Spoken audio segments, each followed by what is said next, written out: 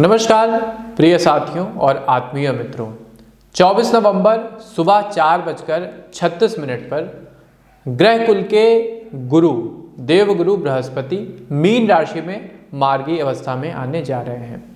गुरु का मार्गी होना जहां 5 राशियों के लिए आशातीत रूप से जीवन में खुशियों के नए द्वार खोलेगा, उन्हें उन्नति और समृद्धि प्रदान करेगा, वहीं 6 ऐसी भी राशियां हैं जो इस गति परिवर्तन के कारण जीवन में नई चुनौतियों का सामना करेंगे। उनके जीवन में कुछ नई दिक्कतें आ सकती हैं। आइए क्रम से जानते हैं कि प्रत्येक व्यक्ति के जीवन में गुरु का मार्गी होना क्या कुछ परिवर्तन लेकर के आ रहा है। किंतु उससे पूर्व मैं पंडित आशीष वत्स जी की एक भविष्यवाणी का जिक्र आपसे करना चाहूँगा, उसके विषय में कुछ आपसे चर्चा करना चाहूँगा। साथियों, भी पिछले महीने यानी अक्टूबर माह में पंडित जी ने एक भविष्यवाणी की थी भूकंप के संदर्भ में। कुछ ग्रह गोचरीय परिस्थितियों का विश्लेषण करके उन्होंने बताया था कि आने वाले नवंबर माह में विशेषकर एशिया महाद्वीप में कोई तगड़ा भूकंप किसी देश में आ सकता है, जिससे जान माल की हानि बड़े स्तर पे होगी। तो साथियों, इंडोनेशिया में जैसा आप सबने न्यूज़ में देखा है कि भूकंप आया है और बड़े स्तर पे जान माल की हानि हुई है। सबसे पहले तो मैं प्रभु से प्रार्थना करता हूँ कि जो भी दिवंगत आत्माएं हैं उनको भगवान अपने श्री चरणों में स्थान दें और उनके परिजनों को ये दुख सहने की शक्ति प्रदान करें। इस समय आप लोग सावधान रहिएगा, क्योंकि अक्टूबर और नवंबर का जो महीना रहेगा इसमें देखिए कोई भूकंप वगैरह आ सकता है, कोई सुसुप्त ज्वालामुखी या कोई ज्वालामुखी वगैरह फट सकता है। साथ ही साथ दर्शकों कोई जो है मतलब भूकंप इंडिया में भी आ सकता है, एशियन महाद्वीप में भी आएगा ही आएगा। तो भूकंप को लेकर के बड़ी प्रेडिक्शन से भूकंप आएगा, कोई सुनामी टाइप की आ सकती है। तो इन सब चीज़ों से आपको अभी तैयार रहना पड़ेगा। तो साथियों, ये हो गई भविष्यवाणी की बात। अब चलिए आगे बढ़ते हैं और जानते हैं कि गुरु का मार्गी होना आपके जीवन पर क्या प्रभाव डालेगा। मीन राशि के धैर्यवान साथियों, गुरु आपके लग्न में ही मार्गी हो रहे हैं, अतः आपके व्यक्तित्व पर इनका सबसे अधिक प्रभाव पड़ेगा। पेशेवर जीवन में कामकाज के लिहाज से कार्य में असंतुष्टि और अनावश्यक की देरी हो सकती है, जिसके कारण आपका मन प्रोफेशनल लाइफ से खिन्न हो जाएगा। आप थोड़ा सा कटे कटे से महसूस करेंगे खुद को पेशेवर जीवन से। वर्क प्लेस पर सहकर्मियों के साथ आप अनावश्यक के वाद विवाद में उलझ सकते हैं, जिसका नकारात्मक प्रभाव आपके जीवन पर साफ दिखाई देगा।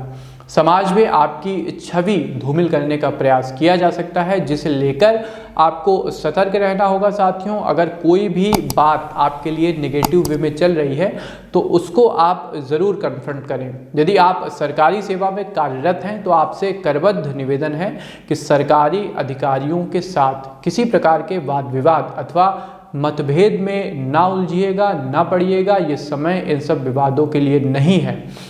अगर आप इसके बाद भी किसी विवाद में पड़ते हैं तो आपके कैरियर को इसका सीधा नुकसान उठाना पड़ सकता है।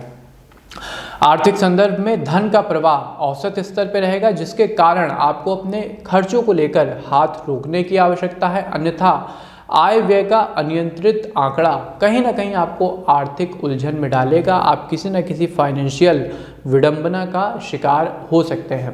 स्वास्थ्य मुद्दों की यदि बात करें तो स्वास्थ्य मुद्दों में अपने घुटनों, लीवर और थायराइड से संबंधित रोगों को लेकर सतर्क रहिए। छोटे से छोटे भी हेल्थ इंडिकेशन को आपको इग्नोर नहीं करना है। तो ये था साथियों गुरु के मार्गी होने का पूरा परिणाम। मीन राशि में देवगुरु बृहस्पति मार्गी होंगे। एक एक पॉइंट पर, एक एक राशि पर हमने बात की। अब आते हैं अपने कार्यक्रम के सबसे आवश्यक पड़ाव यानी उपाय में। तो इस समयावधि में कौन से ऐसे उपाय हैं जो समस्त राशि वाले करके अपने जीवन को अधिक से अधिक प्रभावी व शुभ बना सकते हैं। सबसे पहले बृहस्पतिवार के दिन जो रामबाण उपाय है वो है विष्णु सहस्त्र नाम का पाठ। सुबह उठिए, पूजा पाठ करिए और भगवान नारायण का ध्यान करते हुए आपको विष्णु सहस्त्र नाम का पाठ करना होगा। इसके अलावा दूसरा रामबाण उपाय सभी राशि वालों को करना है, डेली करना है। भोजन करने से पूर्व गौ माता के लिए एक रोटी और गुड़ का भोग निकालें और उनको खिलाने के बाद ही अपना भोजन ग्रहण करें। यदि आप ऐसा करते हैं तो जीवन में सुख समृद्धि बढ़ेगी। तीसरा रामबाण उपाय, आपको गुरु कवच का नित्य दिन पाठ करना होगा।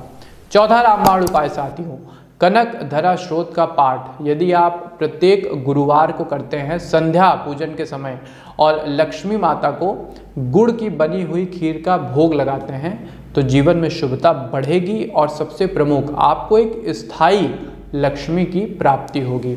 इसके अलावा गुरुवार को यदि आप व्रत करते हैं तो नो डाउट आपके जीवन में शुभता का विकास होगा।